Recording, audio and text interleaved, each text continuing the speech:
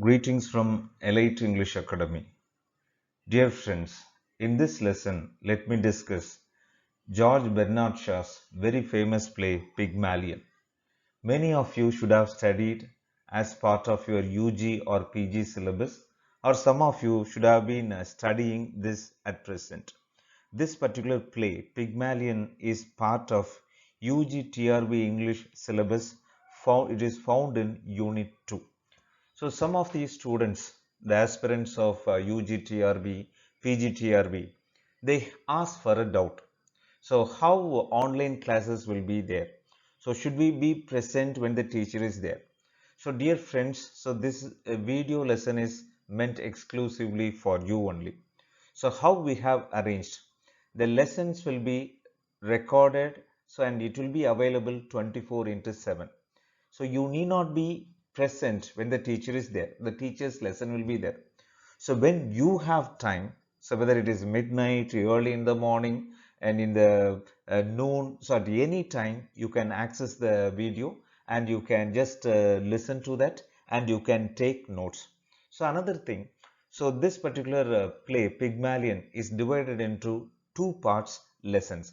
So in this particular video, let me give you the background of the play, the characters and summaries of the play. So afterwards, so in another video, I'll give you the detailed analysis of the play. First, let me introduce the author. Shaw lived from 1856 to 1950.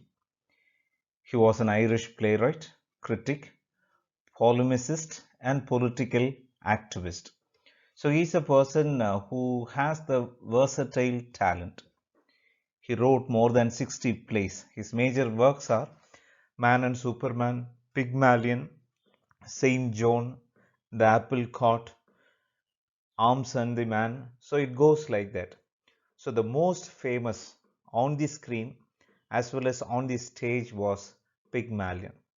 In 1925, Shaw was awarded the Nobel Prize for Literature. This is a worthy information. Then let me introduce the play to you. First, it was premiered, that is performed on 16th October 1913. So then first the place where it was performed was Hofburg Theatre in Vienna. So it was in Austria. The genre romantic comedy, social criticism. So the theme of the play also goes along with that. It is comedy, social criticism. Setting, it is based in London, England. It has 5 acts. Regarding the film adaptation, there are so many film adaptation was there. But anyhow, in 1938, first man, he was the one to win both a Nobel Prize and an Academy Award. Mrs. Patrick Campbell played the role of Eliza, which was so successful at that time. So the name Pygmalion is very striking. So it has got its own origin. In Greek mythology, Pygmalion is a legendary figure of Cyprus. He was a king and sculptor. He is most familiar from Ovid's narrative poem Metamorphosis. So please note. So Pygmalion, the Greek mythological character, was from Ovid's Metamorphosis. So there the sculptor Pygmalion, he just creates his own statue. Afterwards, he falls in love with the same statue. So the creator falls in love with the creation itself. So how does Bernard Shaw has made use of that idea of being influenced or being loved? So in this play, so that is very interesting to note. One interesting factor about Bernard Shaw is some of his prefaces to the written edition of his plays are longer than his original plays. For Pygmalion also, he has written a preface which begins like this. As will be seen later on, Pygmalion needs not a preface but a sequel which I have supplied in its due place. This is the opening line of the preface written by Bernard Shaw for this particular play, in which he criticizes the way the English people handle their language, that is, the English language. He says like this: the English have no respect for their language and will not teach their children to speak it. They spell it so abnormally and that no man can teach himself what it sounds. And here what he says, English people, they do not have the capacity, or they don't teach their children so how to speak good English. Then he continues like this: it is impossible for an Englishman to open his mouth without making some other Englishman hate or despise him. So that is, he says that, so people do not know how to speak so the way others like. So English people, the other English people also hate the other Englishman's English. Then one serious criticism he puts forth: German and Spanish are accessible to foreigners. English is not accessible even to Englishmen. So here Bernard Shaw gives a paradigm shift. That is, so English people should reconsider their way of speaking and the way of teaching their own language. Whereas here he praises the way German and Spanish people so make their language accessible to even other languages. So this is the first part of our first paragraph of the preface written by Bernard Shaw as part of the publication of Pygmalion.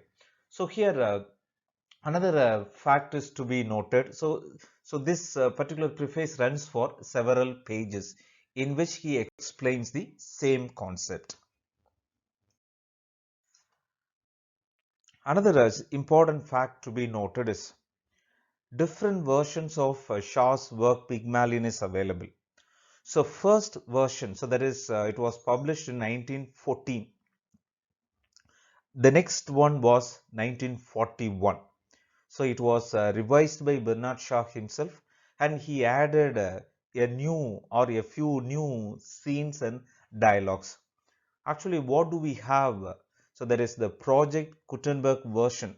So it was published online, in which we have Eliza's exchange with Mrs. Pierce in Act 2 and the scene with Nepomuk. Actually, in the original version 1941, the comic character Nepomuk, so that is the student of Higgins, Professor Higgins, he was not included in the original version, but in the revised version of 1941, we have Nepomuk who comes in Act 3, in which Eliza displays her elegant style and speaking.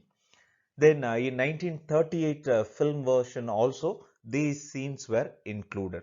So the very important aspect about this one is, so normally writers write, publish, and that is edited by someone later. But here we have the editor in the form of writer himself. So Shaw himself revised and added the new character Nepomuk and added a few sequences, that is especially the training session. All these things were added later.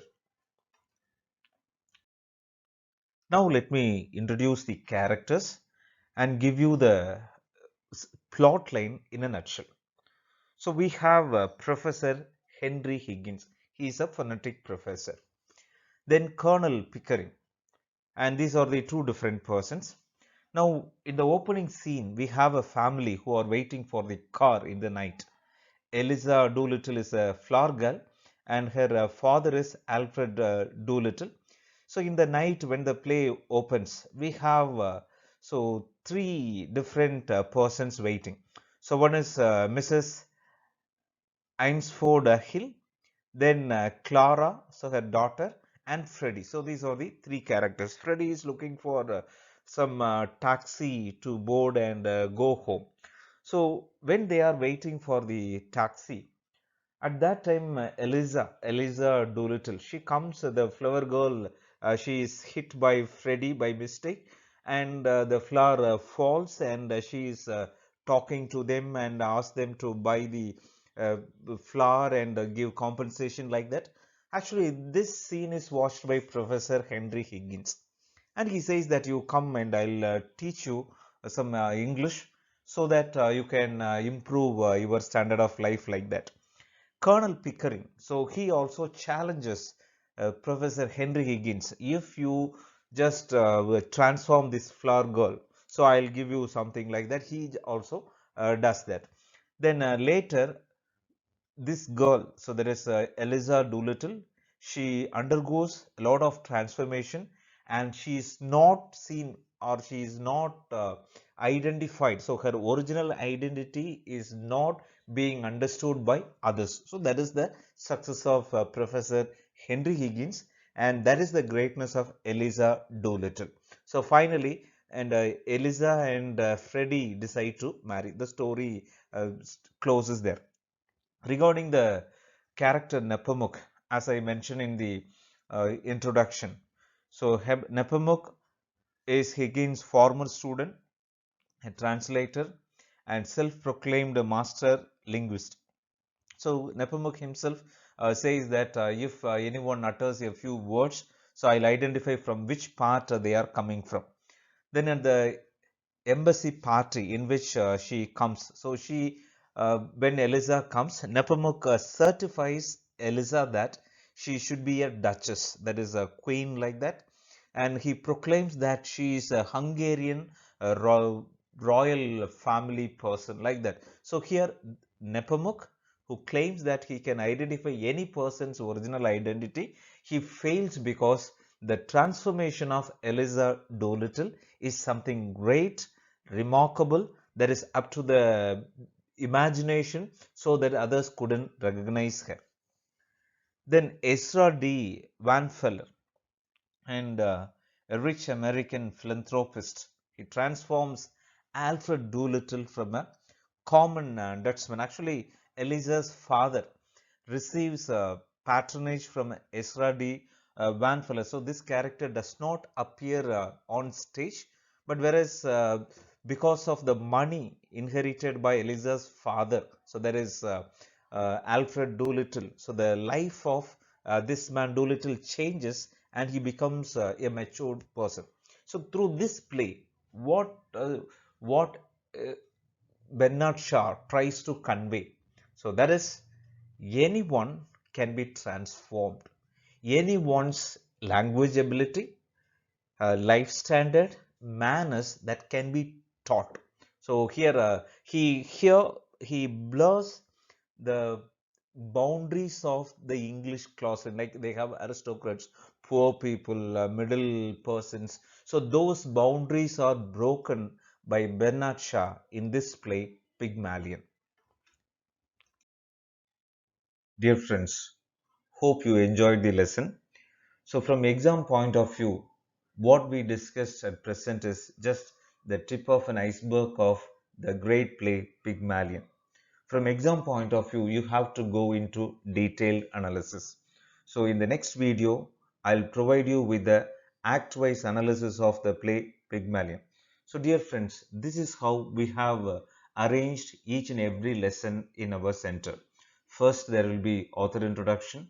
There will be the background of the individual work, whether it is poetry, drama, novel, or prose. Then there will be a small summary of that. Then it will be followed by detailed analysis. In addition to that, corresponding tests also will be uploaded in online, so that whenever you complete the lesson, you can immediately just take the test and you can check your knowledge. So taking test immediately after the lesson, it is one strategy. Mostly you will be right because your mind will be very fresh. But after some time, when you take the test, so whether you are able to score the full marks, so that is the real challenge. So the important point is repeatedly you have to take the test and you have to learn it deeper. Please wait for the next video. Thank you. All the best.